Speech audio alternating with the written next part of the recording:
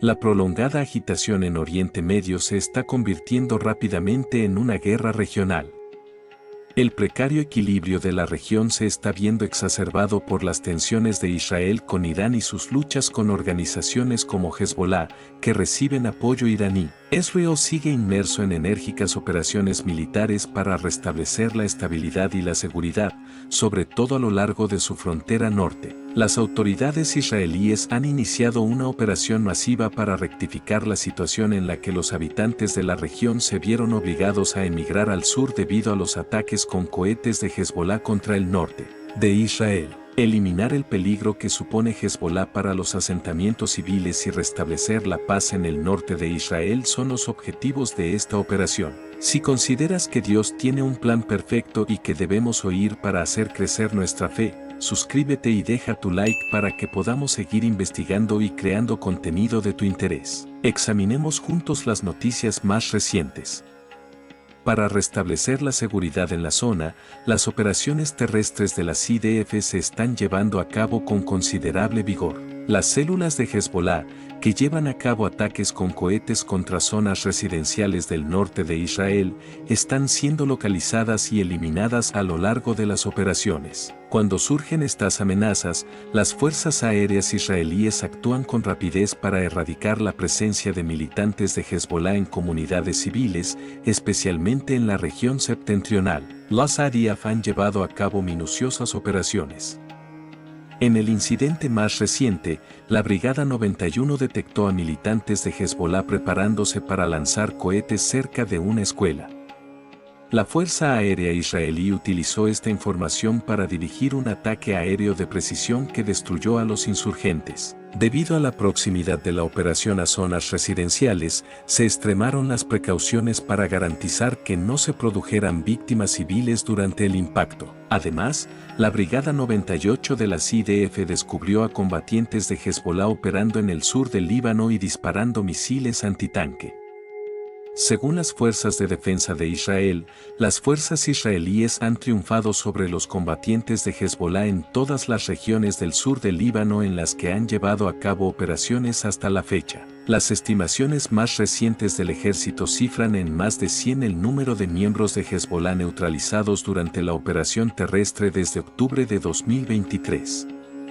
Las IDF afirman que más de 2.000 miembros del grupo violento han sido eliminados, entre ellos 7 comandantes de brigada, 21 comandantes de batallón y 24 comandantes de compañía. Altos mandos de estos extremistas preparaban un ataque contra soldados de las IDF destacados en el norte de Israel, pero las IDF llevaron a cabo una exitosa operación y los neutralizaron. Las brigadas 36 y 146, que participaron en el asalto terrestre en el norte, localizaron y neutralizaron los lanzadores antitanque y los túneles subterráneos de Hezbollah, dirigidos contra barrios residenciales. Estos lanzadores fueron destruidos y el peligro de Hezbollah para la población civil se redujo sustancialmente en operaciones respaldadas por la Fuerza Aérea Israelí. Los principales objetivos de las operaciones fueron, en particular, depósitos de armas y lanzamisiles ocultos en zonas residenciales. Los IDF buscan devolver la seguridad a las comunidades civiles de la zona demoliendo totalmente estas infraestructuras. Los soldados de las IDF se incautaron de armamento y munición pertenecientes a Hezbollah en cantidades considerables durante su operación terrestre en el sur del Líbano. El armamento pesado, incluidos explosivos, lanzagranadas RPG, misiles antitanque y granadas, se guardaba específicamente para su uso en ataques de Hezbollah contra el norte de Israel. Siguiendo órdenes del mando norte de las IDF, la Fuerza Aérea Israelí atacó fábricas de Hezbollah que producían explosivos. Durante estos ataques se destruyeron numerosos artefactos y equipos explosivos. Además, las IDF localizaron y demolieron depósitos de armas ocultos en el centro de zonas residenciales. En concreto, la Brigada 188 de la 36ª División destruyó un arsenal de armas de considerable tamaño cerca de una zona residencial. Se incautaron municiones, explosivos, ametralladoras y misiles de largo y corto alcance, que estaban preparados para un asalto importante a zonas residenciales. A largo plazo, las extensas actividades militares de Israel en la región alterarán drásticamente los equilibrios regionales y modificarán la dinámica de poder de Oriente Próximo. En última instancia, el asalto directo de Israel a la base militar iraní en Líbano significa una nueva etapa en el desarrollo a largo plazo de las hostilidades, tanto encubiertas como manifiestas, en Oriente Próximo. Este incidente ha demostrado hasta qué punto se ha solidificado la lucha de poder entre Irán e Israel, además de aumentar las tensiones entre ambas naciones. El ejército israelí había estado vigilando de cerca la instalación aérea iraní de Sidón, de gran importancia estratégica, que era el objetivo del ataque. Esta base era bien conocida por ser uno de los principales emplazamientos que incrementaban la presencia militar iraní en Líbano y por ser un centro crucial para la asistencia aérea de Hezbolá. La Fuerza Aérea Israelí bombardeó intensamente las torres de radar de la base, los modernos sistemas de defensa antiaérea y los aviones de fabricación iraní y rusa con misiles guiados de precisión. El ejército israelí afirma que uno de los principales objetivos de la operación era derribar los sistemas de misiles y radares que Irán acababa de colocar en Líbano, en un esfuerzo por actualizar su infraestructura militar y ampliar su capacidad de operaciones militares en la zona. Tanto los analistas militares internacionales como las fuentes locales de Líbano calificaron el ataque como una de las operaciones más amplias y destructivas jamás realizadas. Tras los bombardeos israelíes cerca del único aeropuerto internacional de Beirut, el avión aterrizó cerca de la pista principal, lo que obligó a la Compañía Aérea Nacional de Líbano a modificar su pista de aterrizaje, según declaró a la AFP un responsable de seguridad de la zona. Según los informes, la base aérea iraní quedó en ruinas tras el ataque, que destruyó totalmente las estructuras militares, las torres de vigilancia y los mástiles de comunicación. Israel se enfrentaba a una grave amenaza de coordinación entre Irán y Hezbolá a través de este emplazamiento. La medida de Israel de cerrar la ruta de suministro de Hezbolá podría perjudicar el poder militar del grupo a nivel local en Líbano y sabotear las ambiciones regionales de Irán a largo plazo. Teherán aún no ha respondido a esta última acción israelí. El cuerpo de la Guardia Revolucionaria iraní no ha reaccionado a los comentarios, subrayando que Israel seguirá aumentando la inestabilidad en la región con este tipo de operaciones y que el ataque será respondido con represalias. Otro aspecto destacable del procedimiento es su oportunidad. Un ataque contra la creciente presencia militar iraní en la región corre el riesgo de desencadenar un conflicto mayor, mientras Israel prosigue sus operaciones aéreas y terrestres contra Hezbolá en Líbano. Según el ejército, Hezbolá tiene dificultades para reabastecerse ante las 5 divisiones de las IDF que le combaten en el sur del Líbano, y la cantidad de armamento que el ejército ha capturado ha dificultado la capacidad del grupo terrorista para llevar a cabo ataques. Según las estimaciones de las IDF, Hezbolá dispone de miles de cohetes, lo que supone aproximadamente un 30% menos de los que tenía antes de la guerra. Sin embargo, las IDF afirman que Hezbolá tiene dificultades para ejecutar los ataques masivos con cohetes que había planeado inicialmente, como consecuencia de la eliminación de la cúpula de Hezbolá, incluidos numerosos comandantes de campo. El objetivo de las IDF sigue siendo terminar sus operaciones en unas semanas en el sur del Líbano, y la población del norte podrá regresar a sus hogares una vez que la región fronteriza deje de estar amenazada por la ocupación de Hezbolá. Israel prosigue su guerra contra Hamás e informa de importantes victorias en el frente sur, al tiempo que intensifica sus operaciones en Gaza. En esta situación, las fuerzas de defensa de Israel siguen eliminando militantes y golpeando objetivos militares vitales de Hamás. La gravedad de esta lucha ha salido a la luz por las recientes acciones en la región gazatí de Jabala. Al bombardear intensamente la red de túneles de Hamás en Jabala, las IDF pretendían obstaculizar los movimientos de los militantes y socavar su poder militar. Las incursiones de las IDF en estos túneles obstaculizaron gravemente la capacidad de Hamás para introducirse sigilosamente y llevar a cabo asaltos emboscados. Simultáneamente, los tanques de las IDF detectaron y destruyeron más de 1000 posiciones hostiles, al tiempo que colaboraron estrechamente con la Fuerza Aérea Israelí para eliminar a varios militantes de Hamás que constituían una amenaza para las fuerzas. La población civil de estas localidades no se vio afectada por estas acciones. Israel subrayó que el objetivo principal de estas operaciones era mantener la seguridad en la zona y afirmó haber tomado una serie de precauciones para evitar daños a la población civil. Mientras tanto, otros militantes de Hamás fueron neutralizados por unidades de las IDF cerca de Rafah. La destrucción de un depósito de armas de Hamás se produjo durante la batalla en Rafah. El ataque a esta planta redujo significativamente el potencial de Hamás para mejorar su capacidad operativa y armar a sus militantes. Según dos fuentes próximas a Hamás, el movimiento palestino se inclina por elegir un comité que supervise las operaciones desde Doha, en lugar de anunciar un único sustituto de Yahya Sinwar, el líder de la organización que fue eliminado por las fuerzas israelíes la semana pasada. Una fuente fiable dentro de la organización informó a la AFP que el planteamiento de la dirección de Hamás es no nombrar a un sucesor del difunto líder, el mártir Yahya Sinwar, hasta las próximas elecciones previstas para marzo, si las condiciones lo permiten. El comité de 5 miembros que se creó tras el asesinato de la figura política Ismael Jalil en agosto en Teherán, continuó la fuente, asumirá el liderazgo del grupo.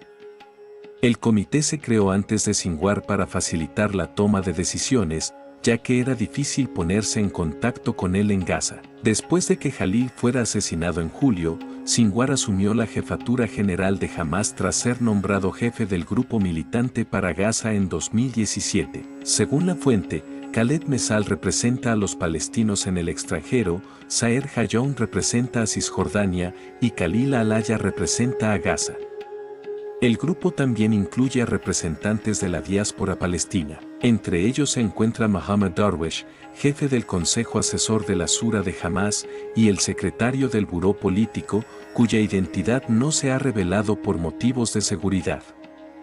Por el momento, todos los miembros del comité están destinados en Qatar, según la fuente. El mandato declarado del comité es la gestión del movimiento y sus planes futuros en circunstancias de guerra y extraordinarias, y añadió que está autorizado a tomar decisiones estratégicas. Otra fuente del grupo afirmó que la dirección de Hamás estaba debatiendo internamente la idea de nombrar a un comandante político.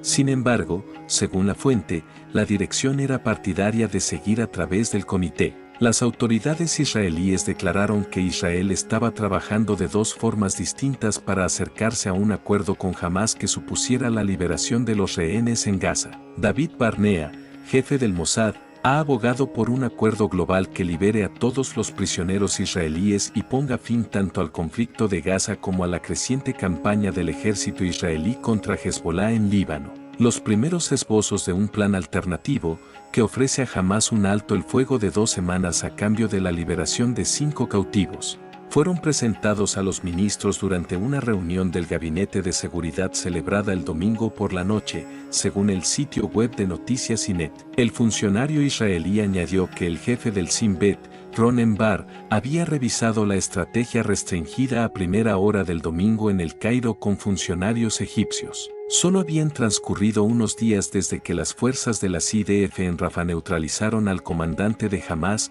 Yahya Sinwar. Funcionarios estadounidenses e israelíes habían determinado que el comandante terrorista era el principal impedimento para que avanzaran las conversaciones. Durante su visita a Israel y otros países de Oriente Próximo esta semana, el secretario de Estado estadounidense, Antony Blinken, abogará por la liberación de los cautivos y la resolución de la crisis. El asesinato de Sinwar fue saludado por funcionarios estadounidenses como una oportunidad para una tregua negociada y un acuerdo sobre los rehenes. Un comunicado de la oficina del primer ministro, Benjamin Netanyahu, afirma que se reunirá con el primer ministro el martes al mediodía. Durante una reunión de 6 horas del gabinete celebrada el domingo por la noche, los negociadores israelíes informaron a los ministros de que las exigencias de Hamás no habían cambiado tras la muerte de Sinwar, a pesar de los esfuerzos de Israel y de la comunidad internacional por negociar una solución, según Radio Ejército. Sin embargo, esto podría cambiar si se revela un nuevo liderazgo de Hamás. La reunión del Gabinete de Seguridad incluyó un debate detallado sobre la respuesta de Israel al lanzamiento de un misil balístico por parte de Irán el 1 de octubre.